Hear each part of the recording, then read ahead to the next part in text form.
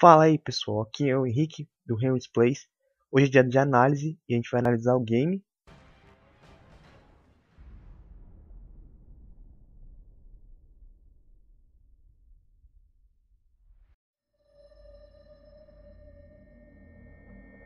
A história se passa no segundo semestre de 2013, algo entre julho e agosto, em lugares variados, tais como ruas americanas infestadas, cidades da China destruídas, montanhas cheias de gelo, entre outras.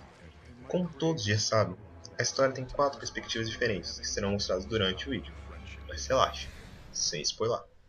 Primeiro vamos começar com a campanha do Leon. O presidente dos Estados Unidos, Adam Benford, decidiu revelar a verdade por detrás do que aconteceu no incidente de 98 na cidade de Waco, com a esperança de acalmar as agora comuns atividades bioterroristas. Durante a palestra que revelaria a verdade, o local, no caso um tipo de faculdade, sofre um ataque bioterrorista com o novo vírus C. Leon é forçado a confrontar o presidente e agora que é um morto-vivo. Enquanto isso, Chris Redfield, membro da BSAA, chega à cidade fictícia de Lashing, acho que é baseada em Hong Kong, também sob a ameaça de um ataque bioterrorista. Chris, no início do jogo, perdeu algumas memórias recentes sobre sua última missão, e é aí que entra o nosso fiel parceiro Pierce.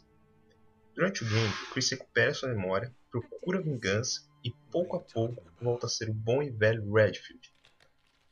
Já na Europa, Edonia, Jake Miller, filho do eugenicista, virologista, bioterrorista e um dos maiores vilões de toda a saga, Albert Wesker, foge das autoridades durante um ataque bioterrorista. Durante a aventura, Jake torna-se parceiro de Sherry Burke, filha do falecido William Burke, um companheiro de pesquisa de Albert.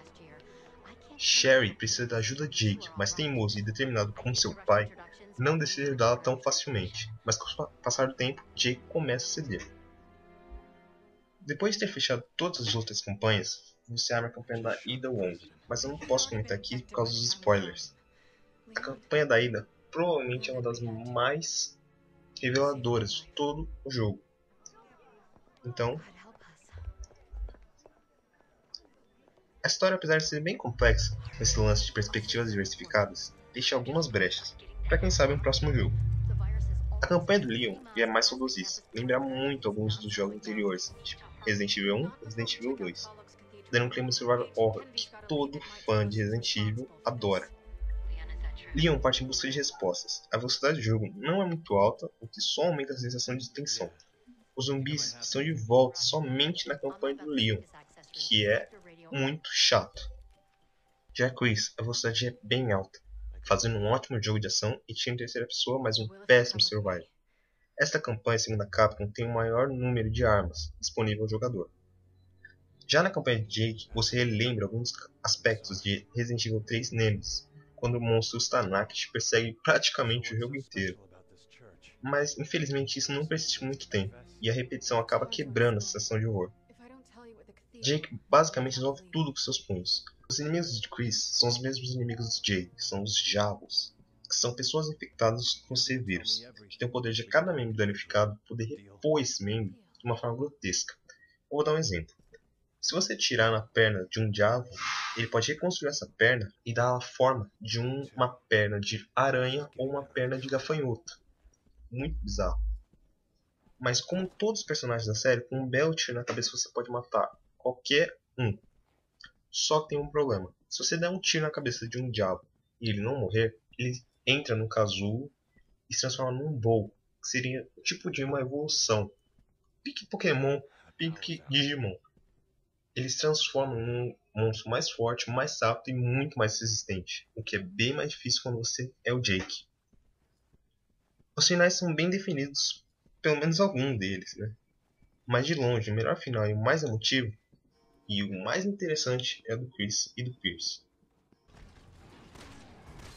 Não podemos reclamar muito sobre os gráficos de Resident Evil 6, mas diferente do que vimos no jogo anterior, no Resident Evil 5, temos uma certa inconstância nos gráficos, com serrilhados e algumas texturas de personagens coadjuvantes mal feitas, como é o caso dos sobreviventes na campanha do Leon. Os cenários são muito bem desenhados, são muito bonitos e bem feitos. O cenário de destruição da campanha do Chris é magnífico.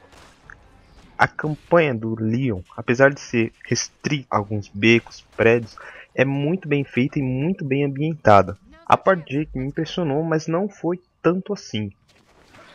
São muito bonitos os gráficos da campanha do Jake, só que eu acho que focaram mais nos personagens e nos inimigos, não tanto nos cenários, o que não chega a ser uma coisa ruim. A única coisa que eu não achei legal foi a utilização de CGs. São tipo filmes feitos por computação gráfica, como você já sabe. Não são aquelas cutscenes feitas pelo próprio engine do jogo, que não vimos em Resident Evil 5. A CG mais marcante foi aquela do avião. As pessoas que jogaram sabem do que estou falando. Eu não vou dar mais spoilers do que esse. Contudo, os gráficos de Resident Evil 6 não são ruins. Não são aquela coisa belíssima que vimos no Resident Evil 5. Mas não podemos prejudicar o jogo por algumas falhas. Sobre o som não há muito o que falar, não é? A dublagem é impecável por parte dos personagens principais. Só às vezes conseguimos ver personagens secundários com alguns bugs. Por exemplo, na campanha do Leon, algumas vezes podemos perceber os sobreviventes falando, mas sem mexer a boca. O som que é ambientado em cada campanha é envolvente.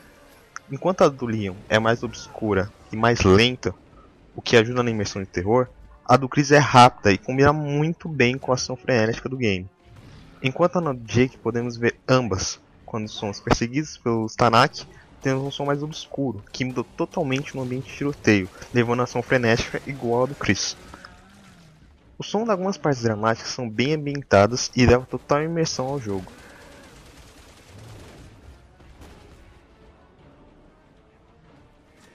A jogabilidade de Resident Evil 6 se parece muito com a do Resident Evil 5, mas com melhorias. A principal função é andar e atirar. É muito bem-vindo e muito útil. Mas outras novidades também são muito bem-vindas, como poder deslizar e rolar. O inventário é um pouco confuso no começo, mas nada que algumas horas de jogo não resolva. A forma de regeneração de vida é por meio de pílulas, que são feitas pela junção das conhecidas ervas verde e vermelha. Mas se você não tiver ervas vermelhas, você pode combinar ervas verdes, que rendem menos pílulas, mas ajudam no momento de sufoco. E como ajudam? Quando você recebe muito dano, você cai, ao estilão de Gears of War mesmo, na qual você pode se arrastar e até mesmo atirar. Você pode recuperar-se sozinho ou com a ajuda do seu parceiro. No modo online, você pode jogar com até 4 pessoas em certas partes do game, na qual algumas das histórias se cruzam. Vou dar um exemplo. Se você estiver jogando com a Helena e com o Leon, e por exemplo, você vai chegar numa parte em que a sua história cruza com a história do Jake e da Sherry. O servidor vai procurar duas pessoas que estão jogando com o Jake e com a Sherry para colocar vocês juntos. Isso é muito legal, é muito divertido mesmo. Pena que demora um pouco, mas nada que paciência não resolva. Foi adicionado o modo caça ao agente, que nos coloca na pele de monstros para atrapalhar a campanha de outros jogadores. Até que é bem divertido, mas é muito difícil de achar algum tipo de servidor. É muito difícil, demora muito. E às vezes, quando você está jogando, de repente cai. Foi adicionado também o RE.net. É um tipo de rede na qual todos os seus feitos, históricos e pontuações são salvas e comparados com seus amigos. Uma inovação, mas para mim não foi muito útil. O modo Mercenários está presente do mesmo jeito que foi nos últimos jogos. Agora algumas novidades sobre Resident Evil. A Capcom prepara uma nova atualização para Resident Evil 6 no dia 22 de janeiro deste ano, 2013, dando continuidade às novidades que chegaram recentemente, com o modo No Hope e o parceiro de Ada, e as opções diferentes de câmera. Os conteúdos que serão disponibilizados na PSN e na Xbox Live terão os seguintes implementos. Os capítulos serão divididos em estágios menores, algo como o que ocorre em Resident Evil 5. A função KTA Assistant, que facilita a realização dos Quick Time Events, que são aqueles que você tem que apertar o botão certo quando aparece na tela, passa a estar disponível em qualquer dificuldade, não somente no amador. O modo Agent Hunt, que seria o caça ao agente, será liberado desde o início, sem necessidade de terminar uma das campanhas. Alguns trechos dos jogos que foram alvo de reclamações por conta de sua dificuldade elevadíssima serão balanceados.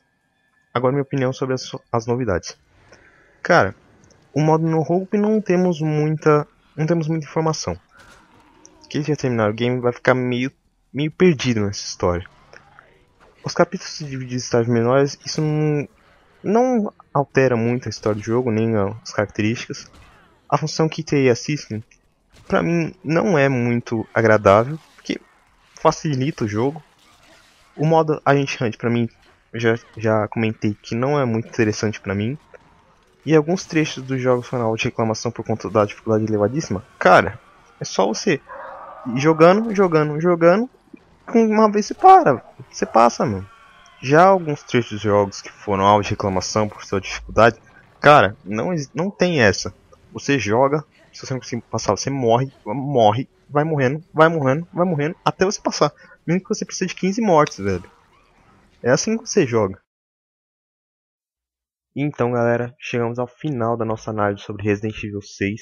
Eu gostaria de pedir, se vocês gostaram do vídeo, por favor, clique no joinha aqui embaixo. Se vocês gostaram bastante, por favor, compartilhe o vídeo com seus amigos.